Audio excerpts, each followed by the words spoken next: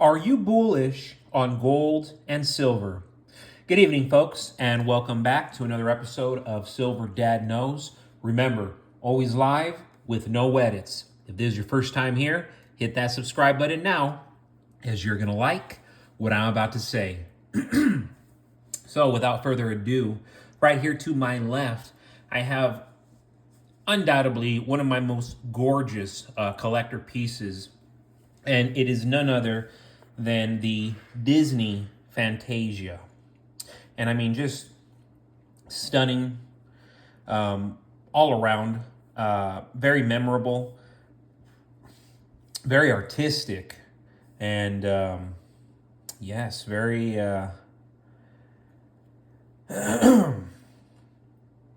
just very spectacular. That's all I can say. This is a spectacular piece right here. Recently, I did sell one. I sold it for $70, and I'm gonna let you know that that was actually a bargain for what I sold it for. This outstanding 5 silver coin depicts the beloved Mickey Mouse, the most popular mouse ever, as the sorcerer's apprentice from the Disney feature Fantasia. If you've never seen it, I highly recommend it. While it is boring, the orchestra and the art is it's really something that you don't get nowadays, especially in cartoons. These have a limited mintage of 15,000, much lower than previous Disney licensed silver from the New Zealand Mint. The obverse features Ian Rank Broadley's Queen Elizabeth II, surrounded by the country and face value. So it's just very nice. Then you go to the reverse, and of course you see Mickey Mouse. I mean, he looks awesome, right? Right now, I'm currently seeing these as low as $60 with free shipping. While that is pricey, these are highly sought after, and many Disney fans will gladly pay $100, $80 at the minimum, but I would say $80 to $100. I assure you. As I said, I sold one recently for $70, and I was beating myself up about it because the prices have gone up tremendously. I mean, $60, that's the cheapest I can find them right now in that condition. Real quick, guys, before I continue, I want to give a quick shout out, and this is to one of my loyal subscribers. This is Ash Williams 9904, and this is a comment from last night. The real welfare state is the corporation and banks.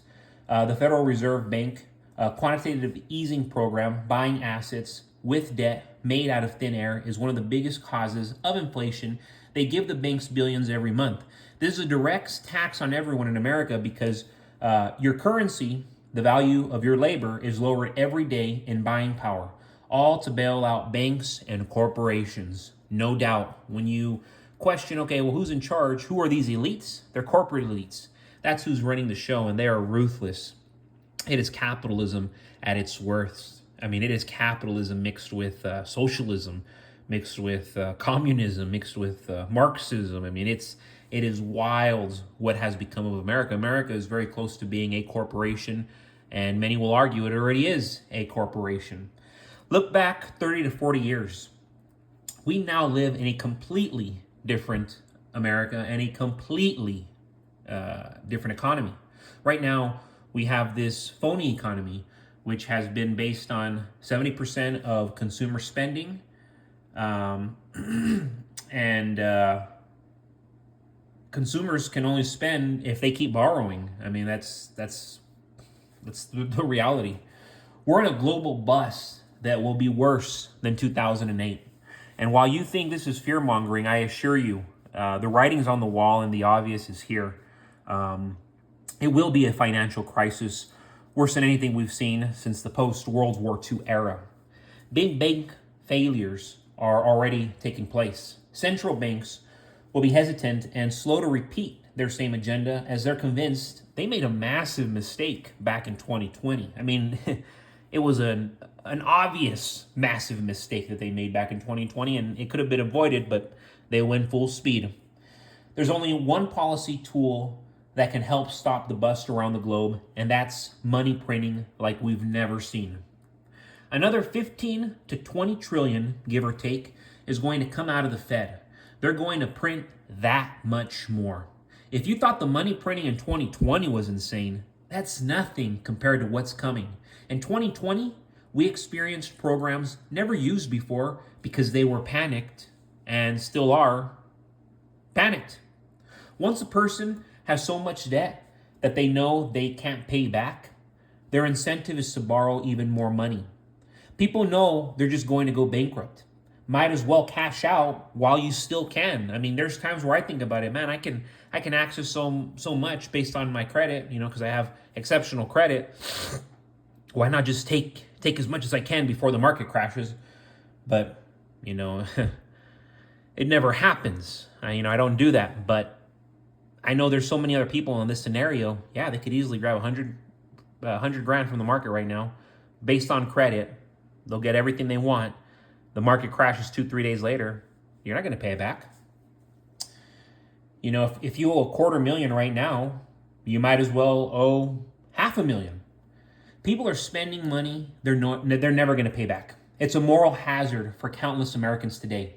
Over the last several decades, the inherent value of the U.S. dollar has been on the decline. In 1971, the dollar's departure from the gold standard led to a major devaluation of the currency, and that was just the beginning. More and more countries today are stacking to diversify their money away from the U.S. dollar, and China and Russia are leading the way to be backed by gold and commodities and not the U.S. dollar. Our enemies would rather sit on mountains of precious metals, oil, silver, and gold, and not the U.S. dollar. That's just the reality. Countries across the globe are buying up as much precious metals as they possibly can. China, record-breaking amounts of gold and silver. That's why prices are surging and central banks are joining as they continuously dump the U.S. dollar. Inflation will continue to rise along with gold and silver. This is a clear signal that the monetary policy is wrong, and Powell's rate cut is nothing short of a devastating mistake. They've made a lot of mistakes, sure, but this one in particular is devastating. Experts are convinced that gold is going to double over $4,000 an ounce. What does that mean for silver? Even Bank of America is betting gold is going to reach $3,000 an ounce very soon. And still, many say these are conservative amounts in comparison to what's to come. So before I forget, didn't mean to go off on that tangent, I have an 1879 silver Morgan right here. Up until the late 19th century, silver dollars were a popular form of currency in the US. They were popular due to their utility and not so much because of their design. In 1878, with the release of the Morgan silver dollar, that all changed as this new coin boasted an extravagant design to complement its overall utility. Though Morgan dollars are no longer being minted, they are extremely popular to collectors like myself. Thanks to the Coinage Act of 1873, Morgans were the first standard dollar to be minted after the seeded Liberty dollar. Lady Liberty has always graced the obverse for every single dollar and continues to do so even on modern Morgans. A Morgan from 1879, like you see here, front and back, I'll show you real quick. From 1879, a little bit foggy. 1879, these bad boys right here, they are worth between $40 to $70. However, on the open market, 1879 silver dollars in pristine, uncirculated condition sell for as much as $29,000. You heard that right. 29 grand for that little piece right there, if you have one in pristine, uncirculated condition. And everybody, just to end my evening, remember, I have already published my third book. Right now, the pre-order is live. It will officially be published on June 25th. Again, this is my third book. So not my first book, my third book. This is a sports epic, a sports thriller, dealing with addiction, dealing with greed, dealing with gambling, dealing with baseball. Imagine Raging Bull meets Moneyball. It's that type of story. A lot of drama, a lot of passion. If this thing ever got made into a blockbuster, I assure you, this would be one of those films where, whoa, you would put it up there with films like Raging Bull, Friday Night Lights, The Natural, and that's just to name a few. But this story is like something never done before. So please check it out. It's in my description. This is my third book. This is my passion. It's my hobby, just like what you see in front of you. This is my hobby. This is my love. This is my passion. So as always, guys, another evening with Silver Dad Knows. God bless you. God bless your household. And as always, God bless America.